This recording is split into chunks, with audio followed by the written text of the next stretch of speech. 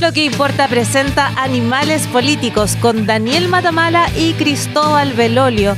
En el episodio de hoy, Jara según Jara. Conversamos con Jimena Jara, profesora de Narrativa Política de la Universidad Adolfo Ibáñez. ¿Qué tal? ¿Cómo están? Bienvenidas, bienvenidos a este nuevo lunes de Animales Políticos, ya con la cuenta regresiva corriendo, a solo 7 días de que tengan que inscribirse los candidatos presidenciales y parlamentarios. Y después de una semana en que, si hubiera que resumirlo de alguna manera, tal vez Kast se mantiene muy firme en el primer lugar, Jara vive tal vez su peor semana desde las primarias y Matei da señales de vida nuevamente. Cristóbal Belolio, bienvenido. ¿Qué tal, Daniel? Bueno, parece que nuestro invitado del lunes pasado, Gonzalo Miller, tenía razón. Dijo, aquí hay que hacer cambios en la campaña de Matei, y esos cambios a las pocas horas se produjeron. Probablemente no de la manera que muchos habrían esperado, porque entraron al comando de Matei dos figuras que yo diría que están súper identificadas con distintos tipos de élite o élite, dependiendo de cómo te guste decirlo. Juan Antonio Coloma es probablemente el paradigma del político profesional. Entró al Parlamento, si no me equivoco, el año 90 y de ahí no se ha movido, es decir, la élite política. Y por el otro lado, Juan Sutil, dirigente empresarial, el jefe de los empresarios, que estaba a cargo, digamos, de proteger a esos sectores productivos, de representarlos, el ícono de la élite empresarial. Entonces, puede haber sido medio contracultural, incluso estéticamente medio como contra los vientos que corren, haberlos puesto a los dos, pero parece que lo que se necesitaba era una cuestión más pragmática, más operativa, que pudo haber dado resultado. No sé cómo lo ves tú. Sí, yo creo que la primera señal era decir, Matei sigue, ¿no? Esta candidatura no está desfondada, y la entrada de dos pesos pesados del mundo político partidista y del mundo económico dice eso. O sea, uno entiende que si Coloma y Sutil se están subiendo al barco es porque no van a bajar a Matei 2 días después. Y esa señal se dio correctamente. Claro, y esa señal se dio correctamente. Ya, si esta gente, que obviamente tiene mucha espalda, está entrando, es porque va a haber un respaldo a Matei, Matei se va a inscribir la próxima semana y la candidatura se va a mantener. Yo creo que esa primera señal fue súper importante porque, bueno, nuestro episodio de la semana pasada se titulaba Cuchillos largos en la derecha. Y ese era un poco el ambiente, ¿no? De mucha gente que dentro de Chile Vamos estaba o mirando para el lado hacia acá o derechamente desembarcándose este barco que parecía que se hundía para subirse a un buque que parecía mejor escorado.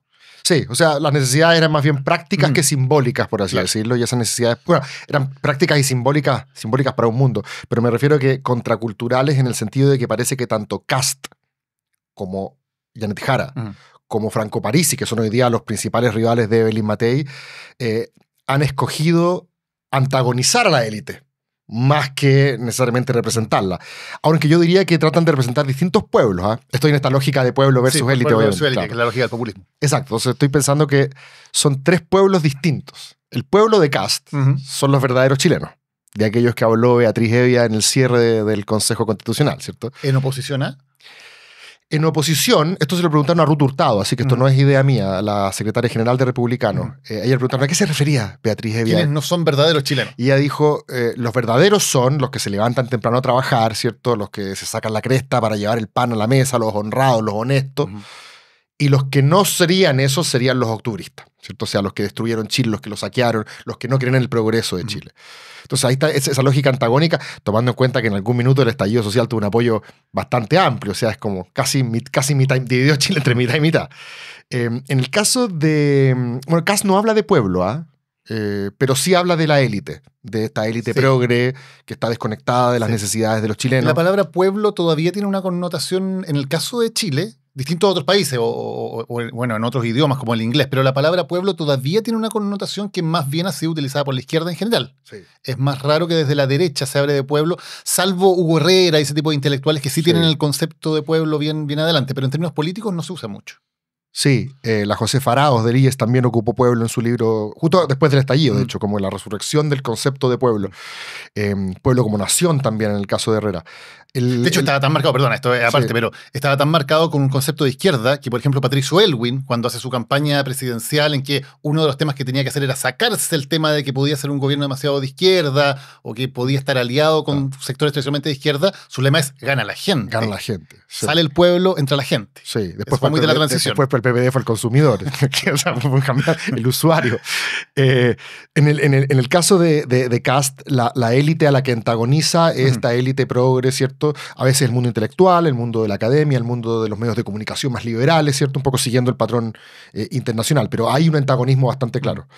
En el caso de Janet Jara, yo creo que su pueblo Ya no es el pueblo tradicional del marxismo en el sentido de que el proletariado como sujeto histórico, sino más bien este pueblo de la construcción populista más contemporánea, es decir, todas las precariedades juntas contra una oligarquía, aunque ella ha sido bien sutil en rebajar, yo diría, la adversarialidad. Claro. En su campaña de primaria, ella nunca dijo allá está la élite. Ella solamente lo que dijo es yo soy oriunda de Conchalí, yo no tengo que disfrazarme de pueblo porque yo lo soy. Claro, esa misma lógica que alguna vez el presidente Boric dijo, antes de ser presidente, cuando era candidato, dijo, nosotros estamos con los que cuando llueve se mojan. Claro. Ese es nuestro, con eso y con ellos estamos nosotros, ¿no? Los que están bajo techo. Y esta idea de reconstrucción de todas las marginalidades o todos los desplazados que lo intentó hacer el estallido y después su heredero, que fue la convención, de alguna manera, el heredero como de este etos rabioso y plebeyo del estallido fue la convención. La convención, en todo caso, en esa construcción de pueblo, no quería mucho a Chile, ¿cierto? Esto lo conversamos en su momento, parecía que quería huir de la chilenidad como la peste, porque el Estado era misógino, homofóbico, racista, abusador, etc. En cambio, Janet Jara ha tratado de recuperar eso y Pierina Ferretti en este espacio dijo que ella lo veía más bien a Janet Jara como la representante de un mundo nacional popular. Así lo caracterizó. Claro, y ha abrazado la bandera, los símbolos más típicos, digamos, más clásicos de la chilenidad sí están muy presentes en su lógica. Exacto. Y el pueblo de París nos queda. Ese, ya. ¿Cuál es ese? Y el pueblo de París, porque también ocupa una lógica antagónica, antagoniza a las élites, ¿cierto? A ciertos medios de comunicación, a veces con nombre y apellido. Yo creo que también una élite empresarial como que lo mira en menos y él de alguna manera también a la clase política más tradicional, a los apitutados, ¿cierto?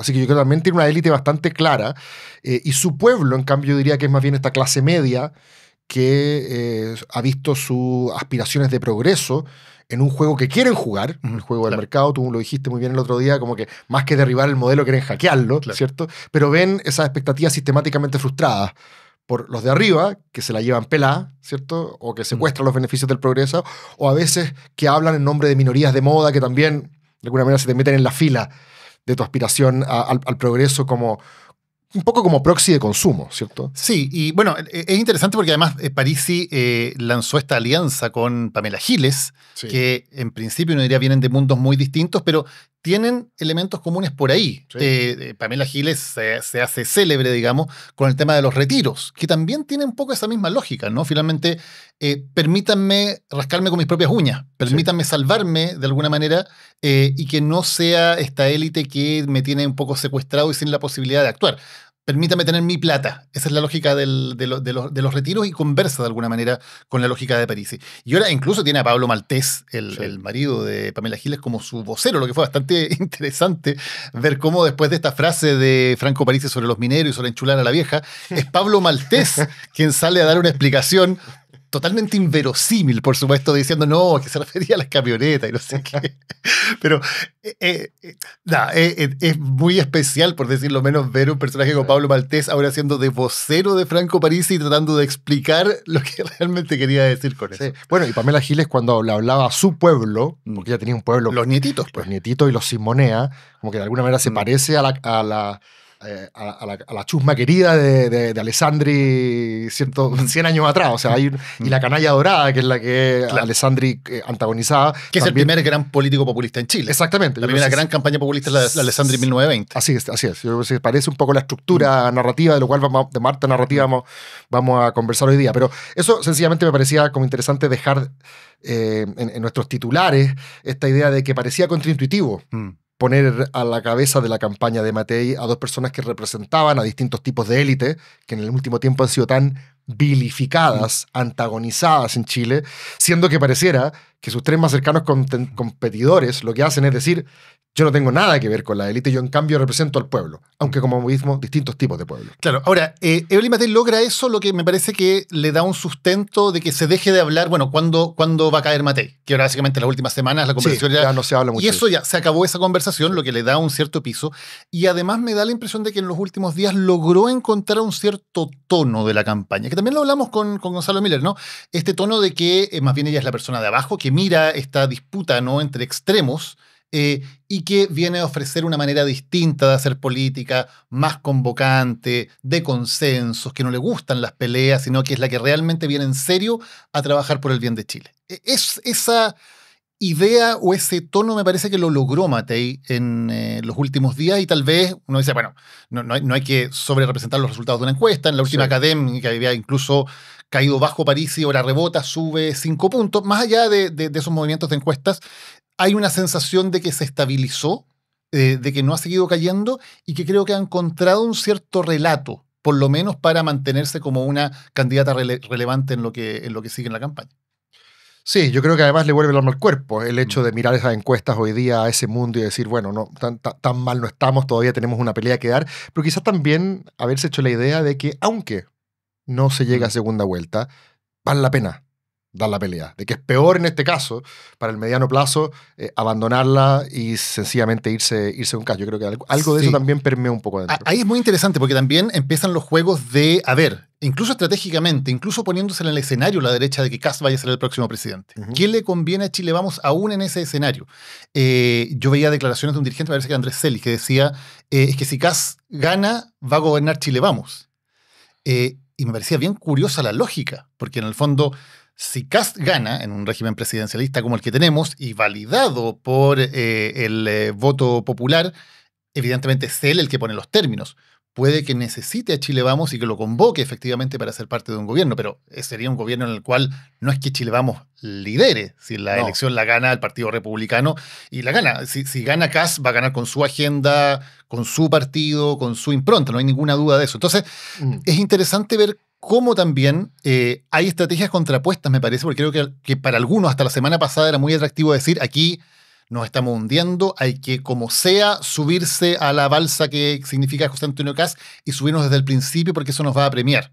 Y me parece que hay otra lógica, que es la que está detrás de este desembarco, por ejemplo, de Coloma, que es decir, a ver, incluso en el evento de que perdiéramos, aquí hay que mantener esta estantería porque necesitamos ser una fuerza cohesionada que luego pueda ir a negociar y pueda ir a decirle a un Kast ganador, ok, usted ganó, pero nos necesita a nosotros para gobernar y a ver cómo vamos ahí. Sí. Ahora, es interesante que también a propósito de esta idea que a veces se está instalando de que Kast va a ser el próximo presidente de la República, con independencia de lo que uno quiera o no quiera, es una idea que está súper instalada porque Matei todavía le falta un buen trecho para alcanzarlo. La idea de dos derechas en segunda vuelta prácticamente se esfumó y en segunda vuelta todo indica que Kast le estaría ganando a Janet Jara, la candidata oficialista. Por lo tanto, muchos ya están haciendo la idea de que va a ganar Kast. Y aparecen los cuentos de terror, ¿cierto? Como, bueno, si gana Kast, ¿qué va a pasar? Vamos a tener un escenario de turbulencia social. Los estudiantes, los portuarios, ¿cierto? Los movimientos sociales van a volver a la calle, le van a hacer la vida imposible y esto se va a tornar color de hormiga si se trata de atraer inversión, si se trata de paz social, etc. Lo que yo creo que descriptivamente, más allá de que uno meta miedo o no meta miedo, descriptivamente tiene algo de razonable, o sea, los movimientos sociales suelen ser más activos cuando está la derecha en el poder. Pero me llama la atención que la respuesta del mundo de la derecha también es una respuesta que es descriptivamente al menos razonable. Es decir, sí, puede que eso pase. No hay que meter tanto miedo con eso, pero sí, puede que eso pase. Pero si pasa, no va a haber agua en la piscina, en la ciudadanía, para que esos movimientos sociales se salgan con la suya como pasó en el 2019. Esta vez, por el contrario, va a haber mayor respaldo a la acción del gobierno, a la acción represiva legítima, digamos, para decir, párele, déjenos a nosotros gobernar, por algo nos eligieron. No hay mucho espacio, digamos, para, como algún dirigente alguna vez dijo, meterle inestabilidad al país a esta altura. Sí, algo que tiene lógica, no estamos adelantando mucho, por cierto, porque faltan todavía los resultados electorales, pueden pasar muchísimas cosas todavía, pero hoy día, claro, si uno proyecta el escenario tal cual está ocurriendo hasta ahora, la primera opción la tiene Kast. Que eso vaya a cambiar o no, bueno, depende de muchas cosas que puedan ocurrir todavía. Pero es interesante como también tiene que ver con qué tanto un eventual gobierno de derecha tenga las capacidades, tanto políticas como legislativas, para gobernar y para llevar adelante su agenda. Todos los últimos gobiernos han sido gobiernos que han tenido una ventana de oportunidad en cuanto a iniciativa política muy breve. Muy breve. El último gobierno tuvo 6 meses en la práctica, ¿no? Desde el 11 de marzo hasta el 4 de septiembre. Esa es la ventana en que políticamente podían intentar llevar adelante su agenda. El gobierno de Piñera tuvo 1 año y medio, desde marzo de 2018 al estallido, en octubre de 2019. El gobierno anterior de Bachelet tuvo 1 año, hasta el caso Cabal, sí, donde en la práctica se acabó también toda su posibilidad de iniciativa política. Entonces, les ha costado mucho a todos los últimos gobiernos, incluso si nos vamos al primer gobierno de Piñera también, le llegó la revuelta estudiantil al año de gobierno. O sea, todos los últimos gobiernos han tenido una ventana muy estrecha en la cual efectivamente intentar llevar adelante su agenda y después básicamente se han tenido que dedicar a administrar, más o menos a mantener el barco a flote, pero sin mucha iniciativa. Y ahí también hay evidentemente de parte de la derecha esa reflexión de, bueno, ¿qué van a hacer si es que llegan al gobierno para que no les pase lo mismo?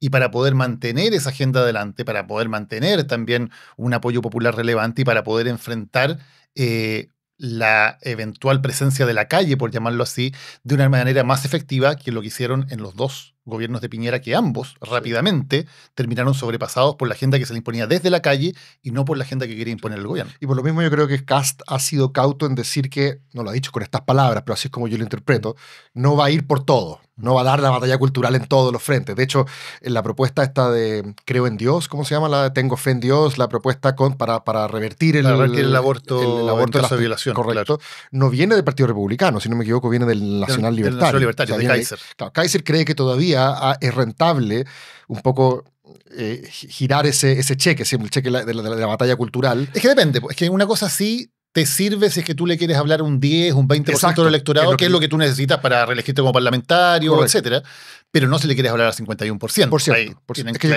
creo que Kaiser abandonó esa batalla. Yo creo que está tratando de mantenerse lo más arriba posible, de tal manera de que cuando le toque negociar con Kast, no negocie un candidato que marca 3 puntos, sino que todavía marca 8 o 9. Ahora, esto es interesante porque estamos Cristóbal, en la cuenta regresiva. O sea, el próximo lunes sí, no queda mucho. Es el plazo para inscribir, sí, no queda mucho, para inscribir tanto las candidaturas presidenciales como parlamentarias. Y eso genera dos elementos. Primero, vamos a tener más o menos claro efectivamente qué tan grande es el naipe de candidatos. Da la impresión de que no va a ser tan grande como en un momento se había pensado.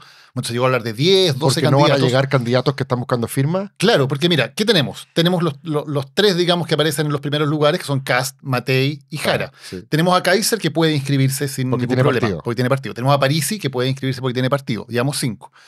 Tenemos a Enrique Jominami, que dice que ya juntó las firmas. Ya, creámosle. Tenemos 6. Mike Nichols dice que le falta poquito. Ok, ahí está más ahí ya, sí. Podrían ser 7 y estar Tess. Y el profe Arte, claro. 8. Entonces nos deberíamos mover por ahí, entre 6 y 8, salvo que alguien se baje o negocie. O sea, 8, si llegaran a ser 8. Es lo que ha sido más o menos la última elección. Pero ha sido en algún momento cuando había candidato social cristiano, cuando la DC iba a levantar, cuando Demócratas iba a levantar candidato, pareció que iba a ser mucho más amplio. Parece que no va a ser tanto. Y luego está la negociación parlamentaria, que se nos pasa un poquito por debajo del radar, pero está... que ya arde. Que arde en todos lados. Y tú escribiste esta semana, a propósito de la mala semana de Jara, y vamos a ir directo a eso con nuestra invitada también, porque fue una cuestión programática, de las que usualmente no tienden a ser tan destacadas, porque... Porque nadie se lee los programas. Bueno, sí, los mismos candidatos. De hecho, exactamente, eso fue lo que pasó. Ella habría dicho que no estaba en su programa la nacionalización del cobre. De hecho, como que de alguna manera ya acusó fake news a Kast por haberlo mencionado, pero sí estaba en un programa escueto y todo lo que quiera, sí estaba. Y si bien es cierto que ahora viene una etapa distinta en la cual la construcción programática es mucho más colectiva, ya no va a tener ese mismo tono, ese mismo sabor, claro, queda un poco en entredicho porque no conocía cuál era, con lo escueta que era, el corazón, un poco la médula de su propuesta, y no le sirvió, parece, tampoco desde el punto de vista de sus explicaciones. No, ¿tú crees que eso tiene alguna relación con la baja que ha tenido? Yo creo que sí. Yo creo que fue una muy mala semana. O sea, ya habíamos hablado de que Janet Jara de alguna manera había tenido un gran impulso tras la primaria y después le había costado mucho porque no había armado un equipo, porque no había logrado plantear temas, no estaba liderando la discusión de temas en la campaña. Se había tenido algún acierto aquí y allá, pero no mucho más. Y esta es una semana con puros errores, porque parte el martes cuando habla de este tema de la demanda interna y que esto había sido una muy mala idea ponerlo y por eso el encargado ya no estaba. Que es el hijo del presidente del partido. Claro, lo que evidentemente generó mucho ruido interno. Y luego el miércoles pasa esto de que fue bien increíble, porque no es que Kast la haya acusado de nada. Kast dice un poquito al voleo que bueno, en la primaria se habló de nacionalizar el cobre y eso es una mala idea. Eso no se habló. Y podría haber pasado colado, porque nadie estaba acusando a nadie. Sí. Y Janet Jara entiende que tiene una oportunidad y voluntariamente se lanza, claro, frente a los mineros. Claro, para intentar acusar fake news de Kast, un poco aprovechando también todo esto que venía de los bots y de las acusaciones de Matei. Entonces ella misma se generó, la propia candidata se genera un problema que era absolutamente innecesario. Yo entiendo que por ignorancia de lo que salía en su programa, no se acordó, se lo olvidó, nunca supo, porque no, como estrategia no tiene ningún sentido, si la cosa estaba escrita ahí y obviamente te iban a dar con todo. Y ella reconoce prontamente su error, pero la sensación que queda es muy mala, porque queda la sensación de una candidata que no tiene equipos, que no tiene una propuesta seria, que no es sólida en cuanto a lo que realmente está planteando, y todo eso es puro costo. Y no ha logrado, durante el resto de la semana no logró salir de ahí, de hecho empezó a bajarse del resto de esta especie de maratón de foros que hay en los candidatos. Ya dijo, bueno, ya, está bueno, no más, porque se dieron cuenta que estaban pagando, que era demasiado riesgoso seguir en esa maratón de foros donde aparentemente no estaba tan sólida en cuanto a qué iba a ofrecer, cuál era su programa, etc. Sí, bueno, es que mi pregunta justamente, y tiene que ver con lo que vamos a conversar con nuestra invitada a continuación, ¿qué tanto pesa, cierto, el programa? Porque incluso Franco Parisi, que hizo su campaña desde fuera la última vez, no sé si había una claridad muy prístina respecto de qué proponía temáticamente, pero él encarnaba una cierta idea de desafiar al establishment, ¿cierto? Jara también representa una cierta idea. Entonces me pregunto hasta qué punto la dimensión programática es tan relevante, más allá de la consistencia. Que obviamente una respuesta muy breve, porque de inmediato vamos a empezar la conversación, pero a mí me parece que el programa no importa, o importa muy poco. Ya. Pero lo que sí importa es que un candidato o una candidata aparezca frente a la opinión pública tan poco sólida en términos de su propia propuesta. Eso, más allá de lo que diga o no diga el programa, eso yo creo que dañó esta semana a Janet Jara, y hay que ver cómo sale de ahí, porque cada candidato además tiene sus fortalezas y debilidades. Y evidentemente uno de los aspectos en que uno dice Janet Jara tiene debilidades es el tema económico y el tema de la experiencia, porque alguien que lleva poco tiempo en el ojo público, en momentos de gran exposición, lleva 3 años desde que asumió como ministra, a diferencia de Kast y a diferencia de Matei, que tienen muchos otros problemas, pero no se entiende la inexperiencia o la falta de manejo como un problema de ellos. En el caso de Jara, sí de alguna manera tiene que rendir cuenta de que tiene las capacidades para llevar adelante una campaña. ¿Te parece que conversemos de esto y otras cosas con nuestra siguiente invitada? Vamos. Te quiero invitar a revisar los contenidos de nuestra casa de editorial, la casa de editorial Lo que Importa. Todos los lunes, como siempre, estamos subiendo nuevos capítulos de Animales Políticos junto a Cristóbal Belolio. Los martes subimos también a nuestro canal de YouTube la versión en video de la columna semanal. Y los miércoles, un nuevo episodio de Lo que Importa a través de YouTube y Spotify. Recuerda también que ya están disponibles todas las entrevistas de nuestra miniserie Liderazgos que Importan, presentado por Fundación Colunga, donde presentamos a nombres relevantes que están haciendo una diferencia en el mundo de la sociedad civil en Chile, en infancia y otros temas. Así que también son entrevistas que sirven para subir un poquito el ánimo, para ver que no todo está tan mal y que hay gente haciendo cosas muy valiosas para mejorar nuestra sociedad. Así que te dejo invitado también a que revises Liderazgos que Importan también en nuestra casa editorial Lo que Importa. Estamos de vuelta en Animales Políticos para presentar a nuestra siguiente invitada. Ella es consultora, es periodista, es experta en lo que podríamos llamar narrativa política, es colega mía, de hecho, en un programa académico. Con nosotros está Jimena Jara. Jimena, un gusto. Hola, gracias por invitarme. Hola, ¿qué tal? Jimena, partamos por lo que estábamos conversando recién con Daniel. ¿Cómo has visto tú la campaña de Janet Jara hasta ahora, desde su triunfo en la primaria? ¿Cómo ves si ha consolidado o no, digamos, el mundo al que supuestamente aspiraba a representar? Nosotros en algún minuto le tiramos como flores por eso, porque rápidamente logró neutralizar los posibles desafíos que se le podían plantear. Hasta la DC se sumó, tú también escribiste sobre eso. Pero también hemos visto que en la última semanita y algo, ¿cierto? Como que se ha pegado un par de rayones de pintura, por así decirlo. ¿Cómo ves la campaña de Jara en este momento, mirando también un poco hacia atrás? Evidentemente a mí me parece que como la campaña que venía como avión, se pegó un frenazo y yo creo que ese frenazo, bueno, tiene que ver evidentemente y en primer lugar con lo que ustedes vienen diciendo en la conversa, que es como este tema de conocer o no conocer el propio programa, que va a ser un problema para cualquier candidato, ¿no? El propio José Antonio Kast tuvo este mismo problema, sí, ¿se acuerdan? Con Macarena Pizarro el 2021, cuando él decía que no había promesa de termoeléctrica y Macarena Pizarro le leyó el programa en vivo y él no quería, entonces ya. Fue en un debate. En un debate en vivo, sí, claro. Sí. Entonces esto ha pasado y es siempre vergonzoso y malo, porque es malo que uno no se sepa el propio programa, evidentemente.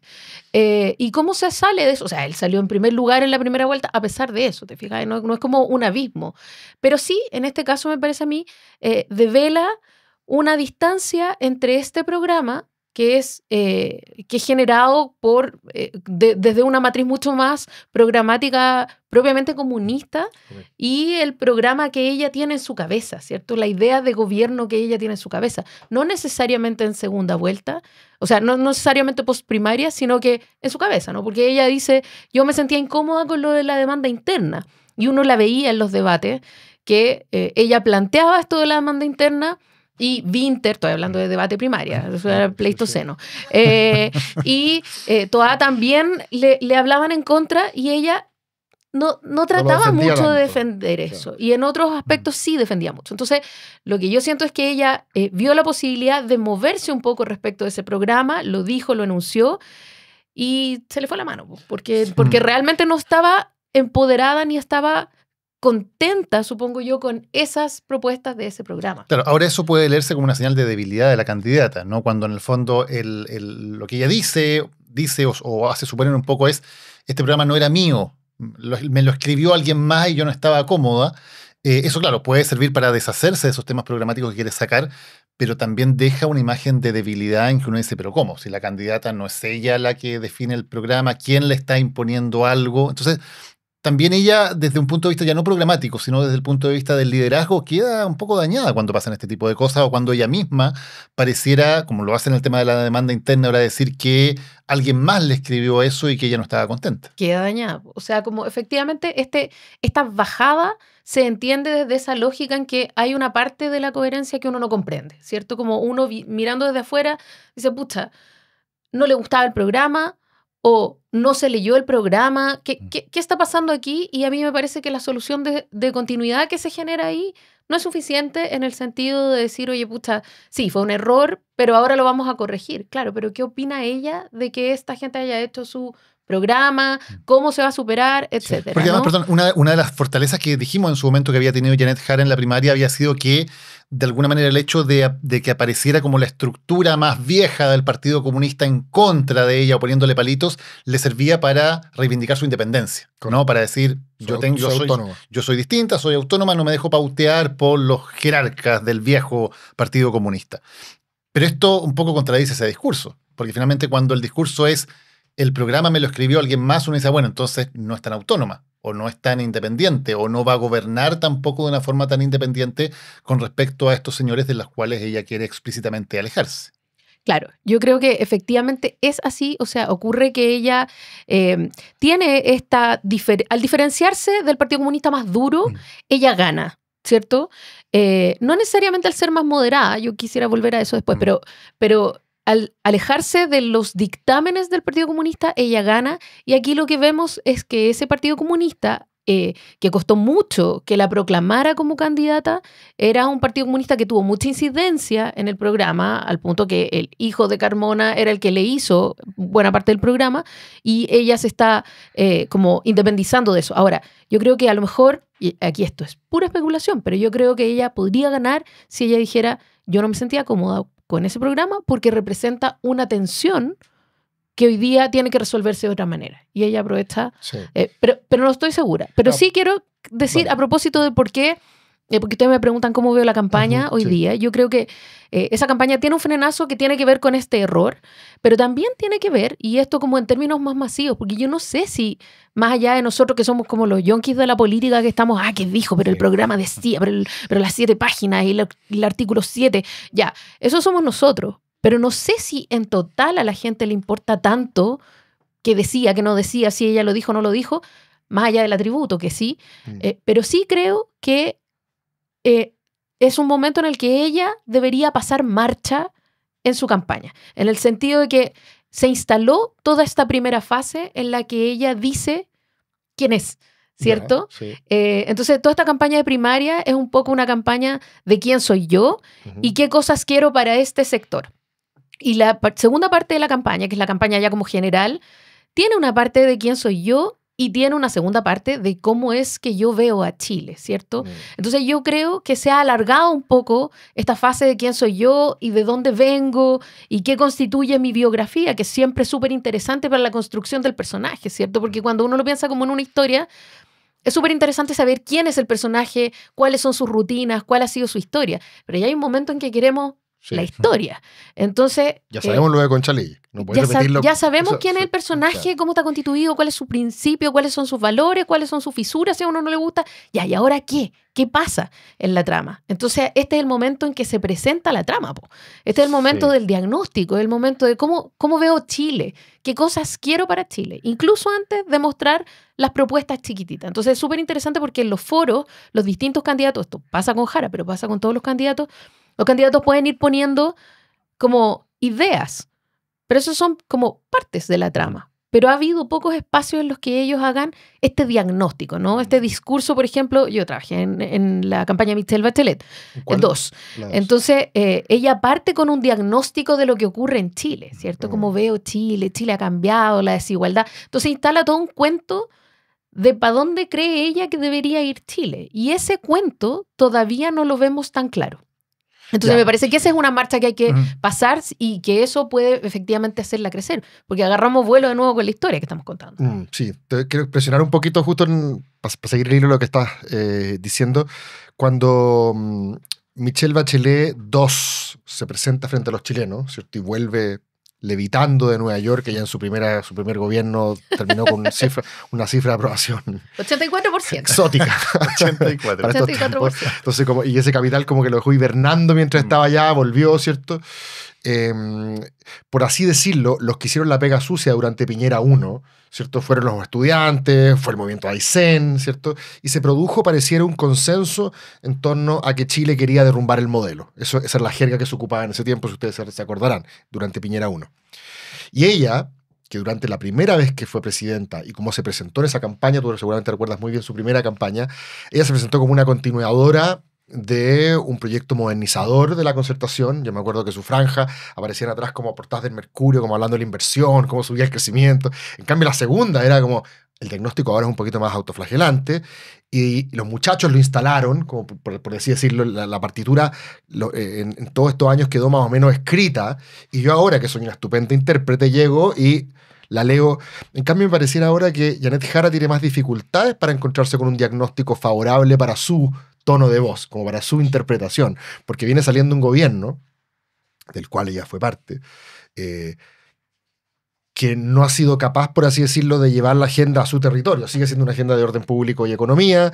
Entonces, el diagnóstico pareciera ser, no queremos más de esto, sino quizás menos de esto. Entonces, me da la sensación de que para Bachelet 2 era una situación más auspiciosa para generar ese diagnóstico que le convenía a su tono de voz que lo que está haciendo para Jara. No sé si lo ves tú. Sí, o sea, para Bachelet 1 y para Bachelet 2 era más conveniente, en el sentido de que Bachelet llegó al final de un ciclo de la Concertación que fue larguísimo. Claro. Entonces ella no tenía problema en inscribirse dentro de una tradición, y específicamente, antes de que se pelearan, dentro de la tradición del presidente Lagos, ¿cierto? Sí. Y de hecho la primera conversación de ella como presidenta electa con Ricardo Lagos, ustedes eran muy jóvenes, pero él le dice como, le tengo hartas tareas. Sí. Y ella le dice, sí, presidente. Aquí estoy, que es una cuestión como impresionante. Hoy día no, impensable, ¿no? Ahora, ese es el último gobierno que tenemos de continuidad entre dos gobiernos. Correcto, cierto. Y a partir de ese momento, Chile ha oscilado entre gobiernos de derecha y de izquierda. Entonces, siempre hoy día es mucho más fácil el gobierno, la idea de gobierno desafiante. La campaña desafiante es más sexy porque además uno hace una lista de todas las cosas que no ocurrieron. Pero cuando uno se presenta como alternativa de continuidad, uno tiene que tratar de decir, estas cosas ocurrieron y estas cosas faltaron, y ahora vamos a ¿qué? A profundizar, a cambiar. Es súper difícil, a menos que el gobierno de Gabriel Boric estuviera con ese 84% claro, que tenía Bachelet, que no es el caso realmente. Quizás por lo mismo, Jimena, hay tanta insistencia en seguir con su biografía, en seguir en esa línea, justamente por la dificultad de hacer lo otro. O sea, me imagino que su entorno no es que no quiera pasar la marcha, como dices tú, y proponer una visión de país, sino que yo creo que es tremendamente complejo dada la circunstancia actual, y por eso se sigue como girando la cuenta corriente de sus atributos personales, ¿o no? Yo creo que lo que está pasando es que justamente en este momento, que imagínate, acaba de sumarse la Democracia Cristiana hace poco más de una semana, y eso tensiona muchísimo, bueno, ¿cuál va a ser el plan? Hoy día tenemos que volver a hacer un plan común, y ese plan común yo creo que no está consensuado, y para poder contar el cuento de lo que se quiere, efectivamente hay que tener una idea de más o menos cuál va a ser la ruta, ¿cierto? Entonces, sí, hay algo de eso yo creo, pero también hay algo de que hay que sentarse a pensar cuáles van a ser los principios y cuál es el diagnóstico, porque a lo mejor tú puedes no saber exactamente cuáles van a ser las medidas que van a constituir tu programa, ¿cierto? Tu caballito de batalla, que son 2 o 3 medidas que tú vas a impulsar con fuerza. Pero de todas maneras podemos sentarnos y decir, bueno, ¿cuál es el diagnóstico de este país que vamos a consensuar? Y con una dificultad adicional, porque claro, lo hemos visto, que los fundamentos de las últimas elecciones son que gana la oposición, sea la oposición al gobierno o la oposición a lo que se está presentando, ¿no? Claro. Tú decías, la última vez que ganó un candidato oficialista fue Bachelet 1, sucediendo algo. Luego siempre ha ganado la oposición, los plebiscitos pasados más o menos lo mismo, es el oponerse el que gana. Además, en este caso, una candidatura de continuidad de un gobierno que no es popular, que tiene más rechazo que aprobación, claramente. Y el tercer factor de fundamentos de una elección tiene que ver con en qué cancha se juega, cuáles son los temas fundamentales de la discusión. Y los temas fundamentales de la discusión también están en la cancha que favorece a la derecha, porque estamos hablando básicamente de delincuencia como el tema número 1, y luego de inmigración, de crecimiento económico. Todos temas que no solamente en Chile, en cualquier parte del mundo, son los temas que más acomodan a la derecha. Entonces, además, el desafío de Janet Jara programáticamente es meterse en un terreno donde juega en desventaja, donde la cancha no está hacia su lado. Todo lo contrario de Bachelet, que venía a hablar de desigualdad, venía a hablar de educación, todos temas que en general son más cómodos para la izquierda. Entonces, Janet Jara tiene que encontrar además un discurso que funcione y que resuene al electorado en temas en donde tradicionalmente a la izquierda le cuesta, como el tema de la delincuencia. ¿Cómo se hace eso? No sé, pero no estaría aquí. Claro, pero, o sea, es cierto, creo, corren buenos tiempos para los discursos de derecha y claramente de ultraderecha, además, ¿no? Como los discursos anti-inmigración, los discursos de mucha seguridad que están, pero bien cercanos al autoritarismo en muchos casos, y a la suspensión de garantías y todas esas cosas. Y, por otro lado, los discursos de crecimiento económico, los discursos de que necesitamos prosperidad, grandes proyectos estratégicos que den empleo, etc. Es cierto. Entonces, lo que yo creo es que lo que hay que hacer es cambiar el marco en esa conversación. No porque pierdan importancia estas cosas que la ciudadanía ha señalado como importantes. O sea, si tú preguntas, todos los estudios de opinión te dicen en primer lugar que la seguridad es lo más importante. Pero en tercer lugar, sí, como segundo o tercer lugar, está rápidamente salud, por ejemplo, ¿sí? Y está educación. Entonces, hay ahí una conversación social que no está siendo recogida seriamente desde el relato, está siendo recogida desde la propuesta, ¿no? Y vamos a achicar las listas de espera y lo vamos a hacer así, así. Pero es muy procedimental. Y yo creo que aquí hay una conversación que todavía no se inicia y en la que hay la posibilidad de disputar el marco. Porque lo que mantiene a la gente despierta en la noche no necesariamente si la van a asaltar o no la van a asaltar. Es cómo voy a pagar mi tarjeta de crédito, voy a tener plata, si me enfermo, tengo 65 años y me toca jubilar, ¿qué voy a hacer? O sea, ¿tú crees que más bien la apuesta de Jara debería ir por tratar efectivamente de cambiar los temas de conversación o al menos diversificar los temas de conversación? O sea, yo creo que ella tiene que hablar igual de seguridad y de economía porque son los grandes temas hoy día y crecimiento económico, ¿cierto? Pero la economía al menos tiene dos derivas. Una tiene que ver con cómo hacemos que Chile crezca, se cree empleo, todo, etcétera. Y dos, cómo le afecta a la gente esa economía, ¿cierto? O sea, cómo llegar a fin de mes. Cómo llegar a fin de mes. Y esa es una conversación que hasta ahora ha estado absolutamente ausente en la campaña de primarias y en la campaña presidencial como de la derecha. Nadie se pregunta, o sea, como uno dice como, no sé, Parisi dice, me importa tú lo decías delante, se me olvidó, el que se saca la cresta, lo decía Ruth Hurtado, el que se descresta para salir a trabajar, sí. Pero ¿cuál es el dolor de esa gente? ¿Cuáles son las cosas que los mantienen despiertos? ¿Y cuál es el país que esa gente sueña? ¿Esa gente sueña un país con más cárceles?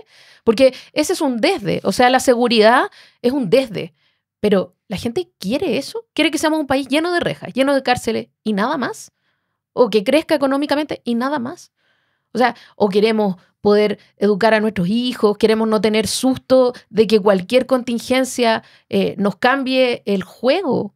O sea, como, ¿dónde está el discurso para esa gran clase media? Porque hoy día todos nos reconocemos como clase media, pero de esa clase media, la mayoría no llega a fin de mes bien. Entonces, claro, ahora ahí eso tiene que partir por el diagnóstico de lo que se ha hecho, porque también el problema es una candidatura oficialista, sí, que tiene que partir de la base de decir, bueno, ya nos dieron la oportunidad una vez precisamente de solucionar esos temas, ¿qué es lo que hemos logrado al respecto? Y ahí da la impresión que, claro, hay ciertas cosas que se repite el tema de las 40 horas, por ejemplo, se repite el tema del sueldo mínimo, que son activos que tiene Janet Jara, pero da la impresión de que no ha logrado construir más allá de eso, ¿no? Un relato, una narrativa en la cual se diga, mire, nosotros de una manera realista vamos a estas medidas que pueden parecer como medidas un poquito sueltas, las vamos a incorporar en una gran narración, en un gran relato que cambie de alguna manera el tema de conversión de la campaña, porque eso es lo que ni siquiera se ha intentado, no es que no se haya logrado, me parece, todavía. Sí, o sea, efectivamente yo creo que todavía nadie se compra el cuento de que hay que sumar otra conversación. Y esa conversación tiene que ver con la clase media, tiene que ver con el costo de la vida, y ahí a mí me parece la propuesta del sueldo vital cumple un rol. Más allá de si se alcanzan las 750 lucas o no, me parece que el cuánto cuesta vivir y el cuánto ganan los chilenos y las chilenas se abrió durante un momento entre el fin de la primaria y el inicio de esta segunda pata de la campaña. O sea, ¿cuánto cuesta vivir en Chile? Esa es una pregunta que es pertinente y que justamente se vuelve pertinente porque Janet Jara dice esta idea del sueldo vital. Entonces, yo no lo soltaría. O sea, como a mí me parece que más allá de si se alcanza esa cifra o cuál es la cifra, ahí hay una hebra que es relevante. Sí, cambió de opinión. Yo antes pensaba que el eslogan era Jara, chilena de corazón, ahora creo que es Jara, para llegar a fin de mes. Una cosa así. No, es que es verdad, que yo creo que jugar en la cancha de orden público y crecimiento económico, desde la perspectiva del oficialismo hoy día, desde una candidata que viene del Partido Comunista, es súper difícil. O sea, tuvimos aquí a Darío Quiroga, ¿cierto? Y hizo gimnasia retórica con todas sus habilidades para tratar un poco de cuadrar ese círculo, y llegó un minuto donde casi era como más Estado significa más policía. Y claro, la gente no sé si lo ve, como que busca una forma de más Estado significa más empleo público o más castigo al abuso. Pero hoy día, por otro lado, la gente ve que desde el sector público también se abusa de la posición. Por tanto, claro, lo de las licencias funciona muy bien. Entonces es interesante ver la posibilidad, como dices tú, Jimena, de disputar el marco, de decir, ok, yo entendiendo que los dos ejes narrativos de esta campaña parecen ser orden público, con todos sus, ¿cierto? Crecimiento económico. Economía y prosperidad económica, un crecimiento. Buscar una forma, ¿cierto?, de que la seguridad sea algo que tenga que ver con la tranquilidad mental de irte a acostar sin estar pensando cómo voy a pagar las cuentas, ¿cierto?, que están subiendo.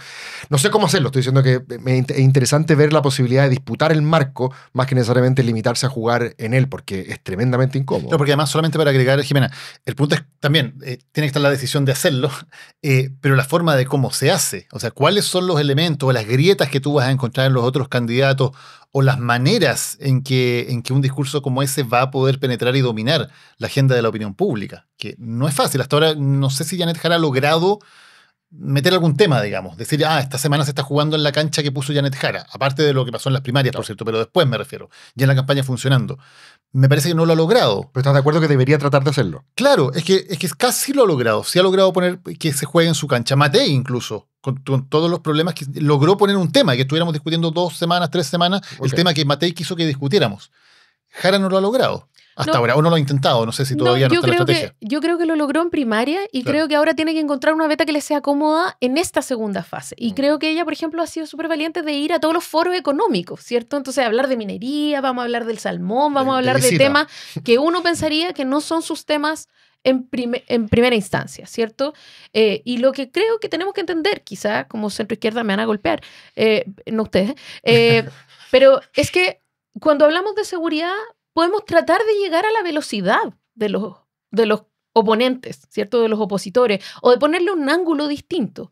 Pero probablemente no vamos a mejorar la idea que hay súper instalada de que la derecha juega mucho sus cartas de la seguridad, más allá de que en Piñera la delincuencia subió y todas las cosas que ha querido decir y que quiso decir Carolina Toa muy fuertemente y que son ciertas, aún así la idea es que la derecha es súper fuerte en seguridad y que a la izquierda le gusta más la prevención. Eso no ha sido rotundamente cierto. Déjame un ejemplo donde yo creo que sí el oficialismo logró poner un tema, que fue el levantamiento del secreto bancario. Que sí ahí logró decir, nosotros somos los que realmente estamos por hacer cosas serias en el tema de combatir el crimen organizado, y la derecha, como tiene intereses, como es parte de esta élite, tiene una agenda oculta y no está ahí. Sí fue efectivo ahí el oficialismo, no podrá, como política pública podremos discutir si es la mejor política pública o no, pero ahí sí lograron poner una cuña en un tema que parecía totalmente a favor de la derecha, como el combate al crimen organizado, y decir, nosotros aquí somos los que estamos en serio, y ellos no, porque ellos defienden intereses. Creo que es la única vez que el oficialismo ha logrado hacer algo así en un tema en que uno dice está jugando en cancha que no le favorece. Claro, y podría, o sea, ya voy a terminar la idea anterior, que era como, yo creo que podemos llegar a la velocidad de nuestros opositores en estos dos temas, a lo mejor, pero tenemos que encontrar un tercer tema, que es lo social, creo, en lo que los sobrepasemos. Y en eso se juega el cambio de marcos, o sea, tratar de cambiar el marco de la conversación. Ya, voy a volver a lo de la seguridad. A propósito de la seguridad, efectivamente con el secreto bancario uno dice, pero es que ellos quieren perseguir al ladrón pobre o al traficante pobre, pero al traficante que realmente es como el mecenas, no lo vamos a perseguir. Ya, ahí hay algo bueno. Pero, por ejemplo, la desigualdad en los patrones de seguridad para las comunas o para los distintos territorios. Ahí hay un tema que debería tomar, por ejemplo, la izquierda, ¿cierto? Porque hoy día tú tienes un montón de comunas inseguras, los carabineros se distribuyen como buenamente pueden y esa distribución ha mejorado, pero todavía lo que ocurre es que las comunas con suficiente plata como para contratar seguridad privada pueden darle mayor garantía a la gente que vive en sus comunas. Y en otros lugares donde no hay plata para contratar seguridad privada, las garantías son distintas.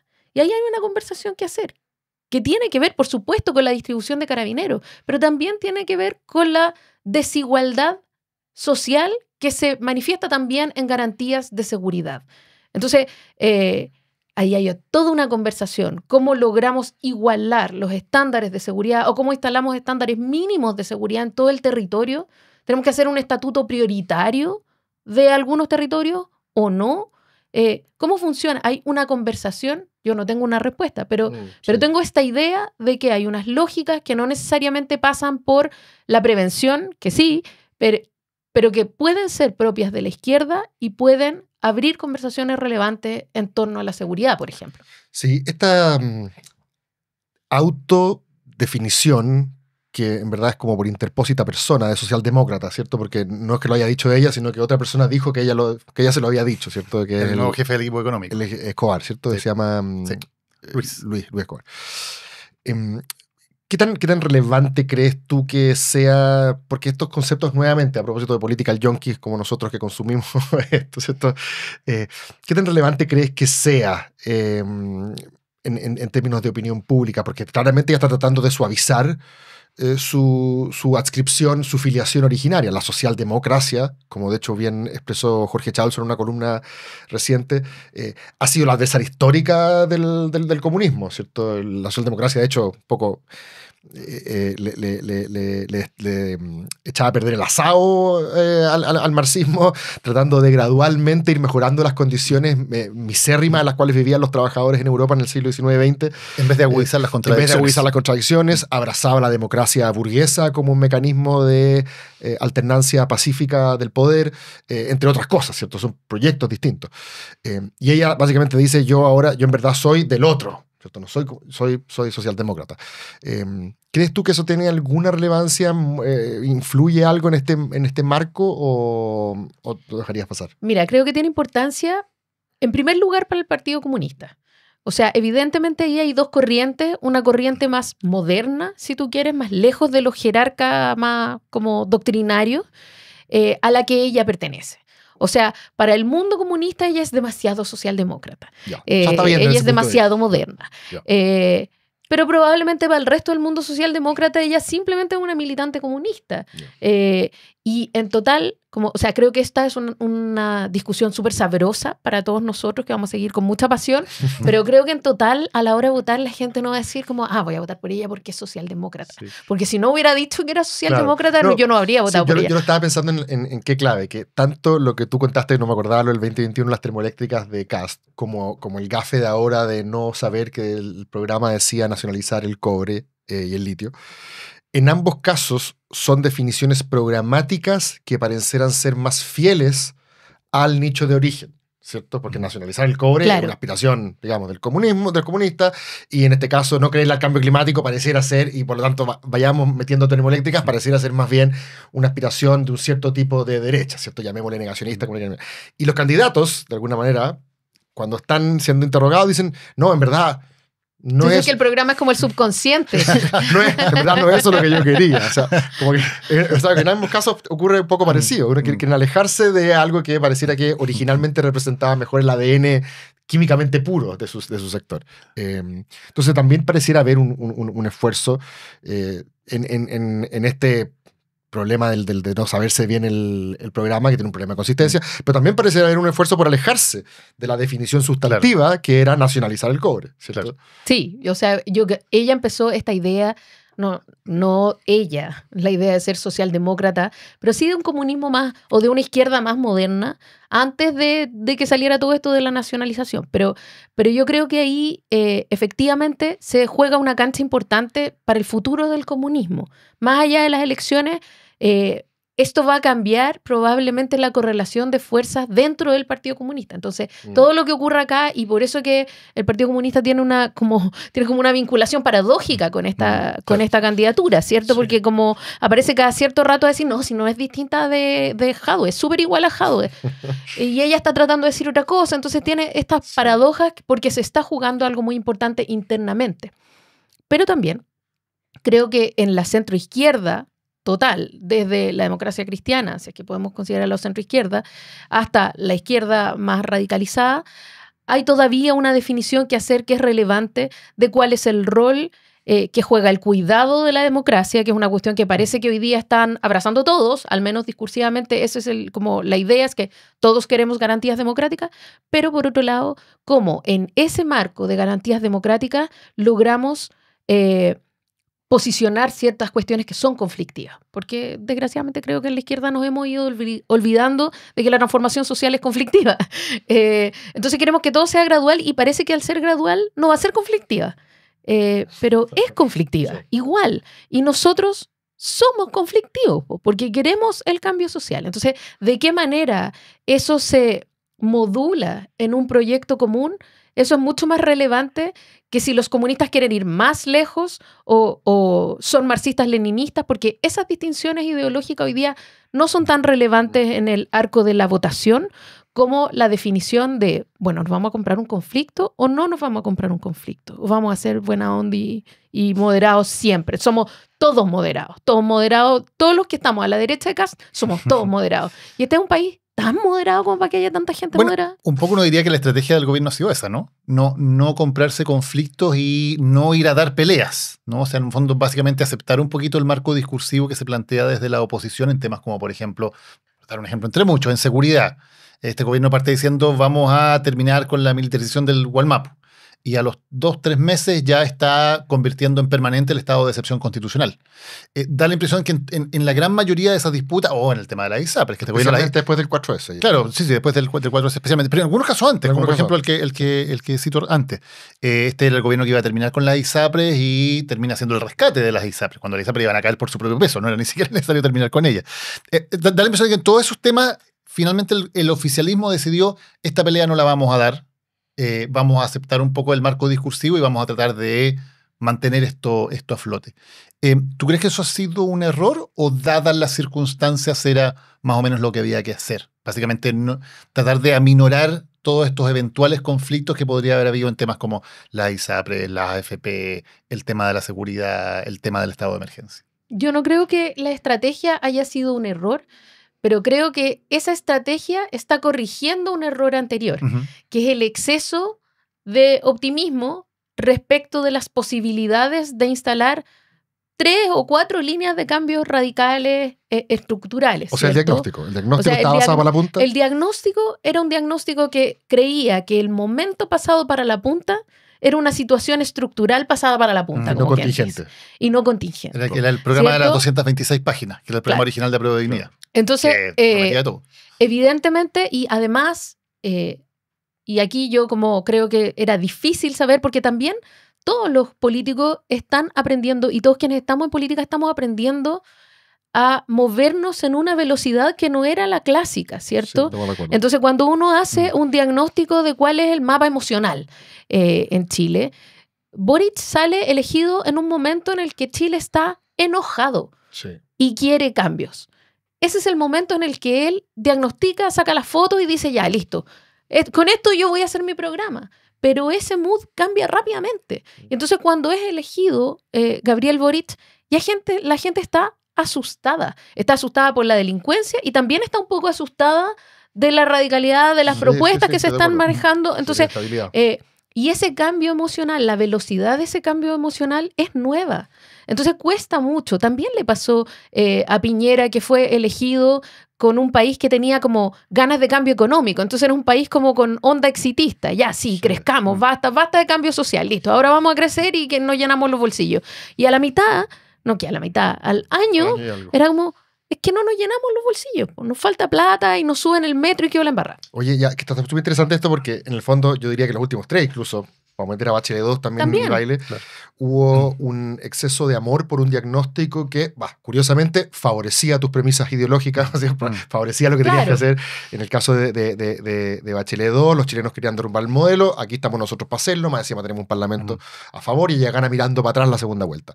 En Piñera 2 le saca una distancia mayor a la que pensaba en segunda vuelta a Guille, después de haber pasado un sustito en primera, ¿cierto? Y sale a jugar con 4 delanteros, sale con la Fundación para el Progreso en el gabinete. Después llega Boric, ¿cierto? Boric 1, porque seguramente habrá más adelante otro.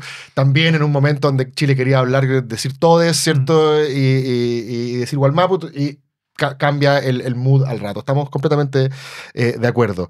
Te voy a pedir un ejercicio difícil. Si tú fueras ahora la estratega del otro lado, porque imaginémonos que, mirando desde fuera y alejándonos de nuestras pasiones o predilecciones, lo más probable es que el próximo presidente sea Kast, ¿cierto? Y también hay una discusión respecto de con qué diagnóstico asume José Antonio Kast, ¿cierto? Es un Chile que también tiene rabia, pero tiene rabia que parece por cosas distintas un poco a las que tenía después del estallido social, ¿cierto?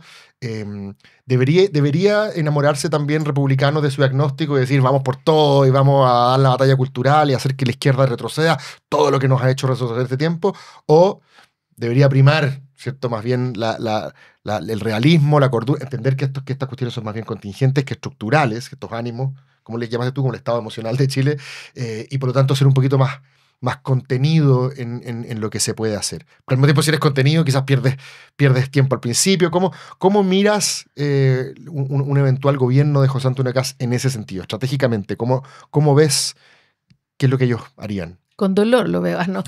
Pero además de eso... Se acaban de contratar Jimena Jara como consultora de la campaña de José Antonio Kast en segunda vuelta.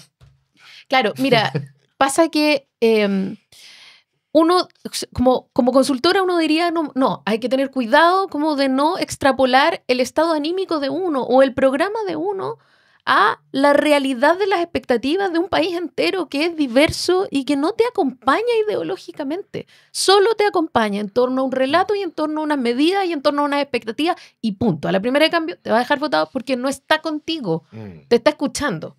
Cree que tú puedes serle útil. Entonces hay un cambio súper radical entre el caudillo que encarnaba una ideología y entonces un camino, y luego venía otro y uno podía hacerse cargo 4 años de ese caudillo y responder por qué voté, no sé, Frey o Lago o Elwin, versus lo que pasa hoy día, que es como ya le voy a dar la posibilidad y si no, bueno, me voy. Entonces creo que los republicanos mismos han tenido la posibilidad de aprender lo difícil que puede ser creer que uno tiene la razón y luego te dejen pagando, que es lo que les pasó con el proceso constituyente 2, que ya no me acuerdo cómo se llamaba. Se enamoraron de su que diagnóstico. también- El Consejo Constitucional. Sí, Gracias. Cuando los republicanos obtienen ese tremendo resultado la noche que se anuncia que paradójicamente los que no querían el proceso van a terminar liderándolo, él hace un discurso súper moderado, como diciendo aquí Pero vamos, él, po. él, al Pero de nuevo el ratito, subconsciente. al ratito, ¿cierto? Metimos rodeo, metimos emblemas nacionales, entonces también pareciera que hubo una especie de enamoramiento del diagnóstico propio, de que los chilenos en verdad son mitocondrialmente de derecha y vamos a ofrecerle por lo tanto una constitución afín. Ahora, es interesante ese relato que hace Cristóbal Jimena, porque efectivamente yo creo que la idea de Kast era la que él desarrolla esa noche, de decir aquí vamos a hacer algo muy mínimo. Y lo que pasa es que sus huestes se entusiasman muchísimo con lo que había pasado y tal como había pasado por el otro lado, dicen, no, esta es nuestra oportunidad de clavar la rueda de la fortuna y dejar una constitución que es de nuestro lado. Y de hecho, recuerda, él tiene que maniobrar un poco y de hecho, incluso se le empieza a descolgar gente por derecha que considera que el proyecto no es lo suficientemente identitario. Sí. Ahí se va Kaiser, por ejemplo, Sí.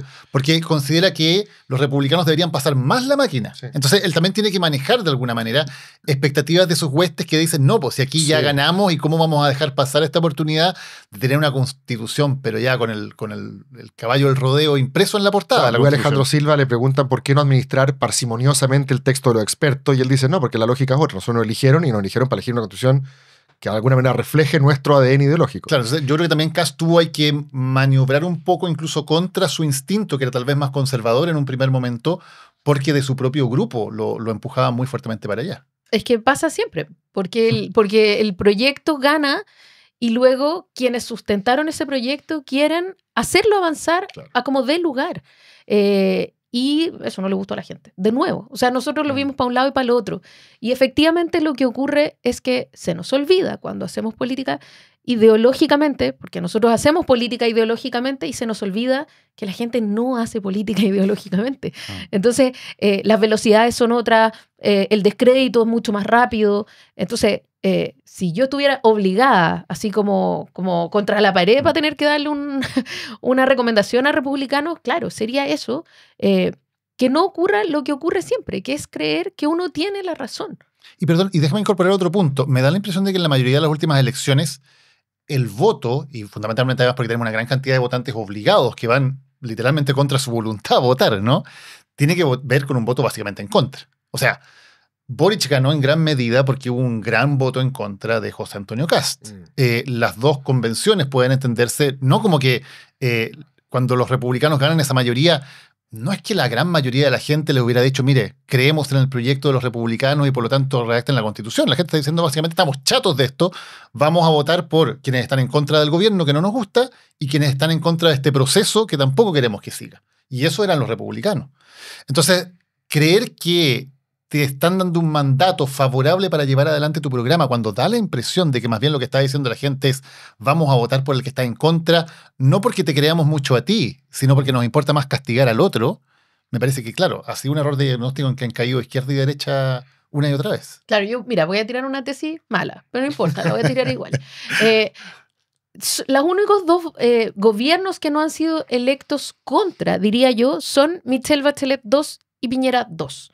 En los que uno pensaría que están votando por ellos, porque Piñera 1 también fue una reacción contra la concertación, ¿no? Y lo decía Pablo Longueira, nosotros ganamos con votos prestados. De hecho, estaba todavía el padrón con el que ganó Piñera 2009, todavía era el padrón un poco emocionalmente anclado al 88, porque todavía no teníamos inscripción automática. Claro, y Piñera hizo una campaña muy concertacionista en su estética. Era todo como, somos como la concertación, claro, pero menos corrupto. Era como volvamos a la concertación de antes, claro, ¿cierto? Pero era una campaña totalmente haciéndole lo más fácil posible a la gente que había votado históricamente por la claro, entonces, no era una campaña de derecha. Para desdramatizar el cambio. Entonces, ahí hubo, y yo creo que también desde la centroizquierda lo leímos mal, porque dijimos, sí, pues ganaron con votos prestados, pero ahora viene Bachelet y lo resuelve todo. Y efectivamente la gente quería mucho a Bachelet, ella gana, como tú dijiste, mirando para atrás, no pasa nada, pero no puede transformar ese liderazgo de ella en un producto que tenga durabilidad, es decir, en un proyecto consistente para el resto. Y Alejandro Guiller no encarnaba lo mismo, punto. O si lo encarnaba, no le interesaba a la gente y la gente quiso votar por Piñera. En ese caso yo no lo sentí, por eso digo que la tesis es mala quizás, pero yo no lo sentí como un voto castigo, sí lo sentí como un voto de nos gusta también Piñera, que es una cuestión rarísima, pero así es este país. Y entonces, y después el voto de Boric efectivamente es un voto contra Kast. ¿Y hoy día no crees que nadie tenga esas características? Digamos, Matei, Kast, Jara. Ninguno de esos tres candidatos tenga la característica de decir la gente va a votar realmente por él o por su programa o por su personalidad. Yo creo que en el caso de Kast, mucho del voto Kast es un voto contra la continuidad o contra la inmovilidad o lo que él entiende en su diagnóstico como inmovilidad, ¿cierto? Porque el cuento que cuenta José Antonio Kast, y con esto no quiero decir que esté mintiendo necesariamente, estoy diciendo que como es la historia que cuenta, es la historia de un país que alguna vez fue fabuloso, Claro. que se deterioró Por culpa de la izquierda. por culpa de la izquierda y su radicalidad, y que hoy día está tirado, abandonado, y que hoy día lo vamos a sacar, ¿sí? Como hagamos Chile de nuevo, bueno. Make Chile great again. Claro, y hay mucho de nostalgia, ¿no? Como volvamos a hacer las cosas bien, ¿no? Y hablar golpeado y a tirar mucha autoridad y a tirar a los delincuentes a la cárcel y qué derecho humano, ¿no? Él ha dicho que derecho humano, a mí me interesan los derechos humanos, la gente nomás, que está afuera, ¿no? Esta gente que no es gente, que son los prisioneros. Entonces hay toda una idea de volver a un tiempo de esplendor. Y ese es un voto, esencialmente un voto castigo al estado de cosas, a la inmovilidad, qué sé yo. En el caso de Evelyn Matei, yo no veo claro que haya un voto castigo o que su historia sea una historia que convoque un voto castigo. Es un voto que sí, por supuesto, quiere superar lo que ella encuentra malo de este gobierno, pero sobre todo es un gobierno que ella plantea como un gobierno de adultos, ¿no? Que vengamos los gestores, hagamos las cosas en serio, dialoguemos, pero hagámoslo bien. Sí. Entonces no es un cuento como contra algo. Sí. Y en el caso de Janet Jara es como profundizar los cambios y es tratar de, como creo yo, cambiar el tema y que no todo es solo desarrollo económico, porque ese desarrollo económico tiene un correlato social del que no estamos hablando, y que la seguridad es también otro tipo de seguridades que hoy día se están obviando. Sí, yo tengo una última pregunta o preocupación si es que yo estuviera a cargo de la campaña de Janet Jara, es que otras veces, lo que le pasó a Boric, de hecho, el año 2021, había en segunda vuelta candidatos de izquierda o de centro izquierda que quedaron en el camino, que después te sumaron en segunda. Yo ahora veo, al principio cuando tú hiciste la lista de los 6 o 7 que van a ir, imaginémonos que Janet Jara logra superar este difícil momento y volver a consolidar el 30% y incluso digamos que gana la primera vuelta con 30 puntos. ¿De dónde saca más en segunda si es que los que quedan en el camino son Matei, Kaiser, Parisi? Me cuesta ver con el 0,1 que ha sacado el profe Artés, digamos, no. Claro, con algo de Meo. Con algo de Meo también está marcando muy poco, por lo tanto veo que que es muy difícil subir del 30 al 50 en una segunda vuelta, al menos pensando en la política en términos más bien tradicionales. O sea, tiene que ir a meterle la mano al votante de Parisi, al votante incluso de Matei, que la prefiera a ella por sobre Kast. Eso indica que va a ser una campaña muy de Kast es lo peor, o sea, como que se viene un poco también eso, pero no sé, me preocupa si yo estuviera en la campaña de Jara ver de a dónde saco votos en segunda vuelta para llegar al 50+1. O sea, yo te aseguro que le preocupa también a la campaña de Jara saber cómo... Pero además, porque sí, es efectivo, esa suma que obviamente no es nunca una suma o sea, que lo ha hecho muy bien en consolidar el 30 que le correspondía hacerlo. Claro. Listo, check, ¿cierto? Claro, pero hoy día si tú no estableces un discurso de mayorías que se empiece a cosechar ahora ya, es difícil después. Porque uno podría suponer que van a llegar a segunda vuelta Kast y Jara, y esa es una distancia súper amplia. 14 puntos, si no me equivoco, es el estimado hoy día. Kast podría ganar con la distancia que le permita a sus huestes irse muy envalentonadas a diseñar una estrategia de gobierno. Claro que sí. Y además uno podría suponer que la gran mayoría del voto de Evelyn Matei se va a ir a José Antonio Kast. No todo, porque no es todo literal, y de nuevo, el voto no es ideológico, en las grandes mayorías, pero si hoy día no se empieza a consolidar un relato que llame a las grandes mayorías, es difícil pensar de dónde más va a sacar. Jimena, quería preguntarte por Parisi. Y por lo que representa un poco este fenómeno que como que se nos olvida, pero lo decíamos el otro día, ¿no? Ya es tercera vez que Parisi es candidato y siempre ha sido un candidato súper exitoso. Siempre ha superado por mucho todas las expectativas que había en torno a él. Y ahora nuevamente lo está haciendo, nuevamente está convirtiéndose en un factor. Pese a que su partido se quedó sin ningún parlamentario, pese a que no ha estado todos estos años en Chile, aparece y rápidamente se convierte en un factor importante. Y ahora además, de alguna manera, arma esta alianza con Pamela Giles y con su gente. ¿Qué crees que hay? ¿Qué representa más desde el punto de vista de la narrativa Franco Parisi y su candidatura? Él es el interpelador. Él es el interpelador que profita de no estar en ningún lado, ¿cierto? Porque José Antonio Kast, en su versión anterior, ya era un interpelador que parecía como recién llegado, si bien tenía experiencia política y todo, parecía como un recién llegado en el diagnóstico político, no le gustaba nada y quería cambiarlo, ya.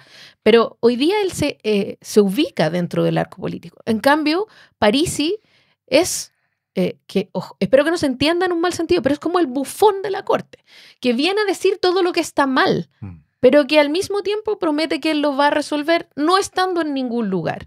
Entonces, él puede capitalizar el cabreo de grandes grupos de gente que no están ni con la derecha, porque saben que Kast es de ultraderecha o de derecha radical, o al menos de derecha, y los otros están más o menos ordenados en ese espectro todavía. Entonces, si yo no me siento convocada por ese marco izquierda-derecha, creo que son todos ellos políticos que se arreglan entre ellos. Entonces yo estoy fuera de ese espectro, porque él se niega a posicionarse siquiera en esa línea, ¿no? Él no dice, no, yo soy de centro. Él está fuera. Sí. Dice que está fuera de esa línea. Entonces entendemos que es oposición, pero es oposición a todo. Entonces convoca, es súper sexy para un grupo de gente al que no le gusta la política nomás. Sí, vehiculiza muy bien el voto. Entonces parece independiente, no lo es, parece independiente, parece estar fuera de esta linealidad y al mismo tiempo interpela, todos le caen mal y lo que dice es que la solución está en la democracia casi que directa, ¿cierto? Entonces le vamos a preguntar a la gente, nos gustan los plebiscitos, ¿cómo vamos a estar en manos de esta gente que se arregla entre sí y que burocratiza todo? Hagamos las cosas bien, hagamos las cosas rápido, hagamos las cosas entre nosotros. ¿Y por qué crees que tiene un voto tan fuertemente masculino? Porque de todos los candidatos, y por lo que pasó en las últimas elecciones, incluso en el padrón de militantes del PDG, el que más marcadamente tiene un voto muy distinto entre hombres y mujeres. ¿Crees que hay algo en la narrativa que lleva a eso también, que sea tan masculinizado el voto de Parisi? Yo creo que sí, que hay algo súper testosterónico. La única prueba que tenemos de que eso ocurre de esa manera es sobre todo las regiones como mineras, ¿no? Que quieren una camioneta más grande y enchular a la vieja, parece, pero que en verdad sienten, o sea, lo que nosotros sabemos de los estudios cualitativos, ya más en serio, es que los hombres de sobre 25 o 30 años no saben mucho dónde estar en la sociedad. Están medio desorientados porque la gente, como, o sea, les decimos que hacen todo mal, un poco eso, ¿no? Entonces trabajan caleta, pero igual lo hacen todo un poco mal. Me siento muy representado. Entonces tampoco hay mucha salida porque hacen todo un poco mal. Pues. Entonces no están suficientemente deconstruidos, no hablan suficientemente bien. En general tampoco ganan tanta plata. O sea, como, chuta, ¿dónde me ubico en este marco? Te voy a votar Parisi. Y Parisi les ofrece esta idea que es como del hombre empoderado, ¿no? Como de la masculinidad sabia, que es como, seamos hombres ya que tanto y ganemos plata y no tengamos vergüenza de ser quienes somos y de gestionarnos a nosotros mismos y al final nosotros igual llevamos plata a la casa y en el fondo hay todo un esquema cultural que nos hace sentirnos avergonzados y yo no quiero sentirme avergonzado. Yo creo que ofrece como un placer culpable, cada vez menos culpable, de salida en ese aspecto, ¿no? Por eso yo creo que puede tener una salida más masculina, porque le ofrece una salida narrativa de éxito y de algo que hacer, le ofrece un papel a un tipo de hombres que están muy fuera hoy día de considerarse a sí mismos como sujetos históricos integrados. Súper. Oye, ha sido tremenda conversa. Yo solamente quiero dejar el punto establecido que vienen días súper interesantes, porque vamos a ver, de aquí al próximo lunes vamos a ver primero quiénes juntan las firmas, o sea, quienes efectivamente van a poder inscribir las candidaturas, y ahí vamos a ver, por ejemplo, qué tan grande es efectivamente el descampado que queda en el centro. Claro. Porque hoy día hay dos candidatos, Marco Enríquez Ominami y Harold Mike Nichols, que su estrategia es apuntar para allá. Vamos a ver si efectivamente logran juntar las firmas y ser aprobado. A mí me parece bien interesante lo de Enrique Jominami, porque lo conversábamos antes de las primarias, que él tiene la flexibilidad para que le sirviera cualquier resultado. O sea, si la candidata era Carolina Toa, Enrique Jominami iba a ser el candidato de la verdadera izquierda, que realmente iba a hacer los cambios, las transformaciones, Grupo de Puebla y todo eso. Sí. Y si ganaba Jara, iba a ser el candidato serio de la moderación, del centrismo. Casi la doctrina social de la Iglesia. Claro, el adulto, entre comillas, de la centroizquierda. Yo no sé, Jimena, si tú crees que efectivamente da para tanto su flexibilidad a estas alturas, digamos, y que puede convertirse en un factor que tenga alguna relevancia en este descampado del centro político, o ya pasó la vieja y no hay nada que hacer con eso. Yo creo que pasó la vieja y no pasó en chulá. Y entonces no hay muchas posibilidades de que cambie el panorama. Y además que vivimos en una ficción que es como que somos un país de centro. No sabemos si somos un país de centro. Entonces como quedó un descampado al centro.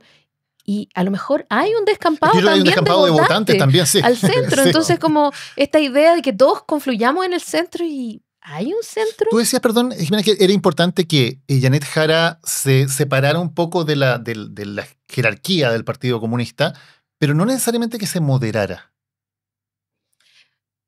Esto es claro, es polémico, pero yo digo, o sea, la pregunta que yo tengo es, de nuevo, si la expectativa de las mayorías es la moderación o es otra cosa. Son propuestas de mayoría. Puede ser la adversariedad. No estamos hablando, yo no estoy hablando de radicalidad en los tiempos, ¿cierto? Lo que la CEP nos decía el año pasado era que en Chile hay una gran necesidad de cambios estructurales, pero como en libertad, como quien dice, no en un contexto democrático, pero que sí necesitan que la gente se ponga de acuerdo para las pensiones, para la educación, para la salud.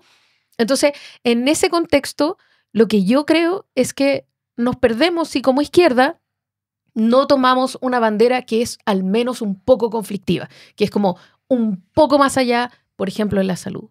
Como eso yo me lo pregunto, es un riesgo, pero creo que creo que sí, la idea de un partido comunista más moderno o de una izquierda moderna que da garantías de democracia y que por lo tanto no es lo mismo los riesgos de Kast en democracia que los riesgos de Janet Jara en democracia, que ya es un desafío.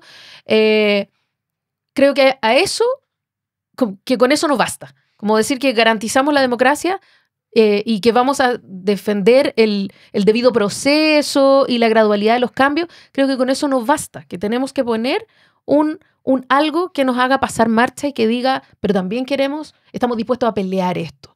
O sea, Lagos peleó un auge, que era una cuestión estructuralmente compleja. Michelle Bachelet peleó un sistema de pensiones universal. Entonces, esas peleas que son propias de la izquierda, hay que elegir una, al menos, creo yo. Y eso puede dar una posibilidad a la conversación. Bien, Jara by Jara. Jara según Jara. Jara según Jara. Muchas gracias, Jimena. Gracias por invitarme. Gracias a ustedes por habernos acompañado. Nos encontramos el próximo lunes, de nuevo con Animales Políticos. Lo que importa presentó Animales Políticos con Daniel Matamala y Cristóbal Belolio.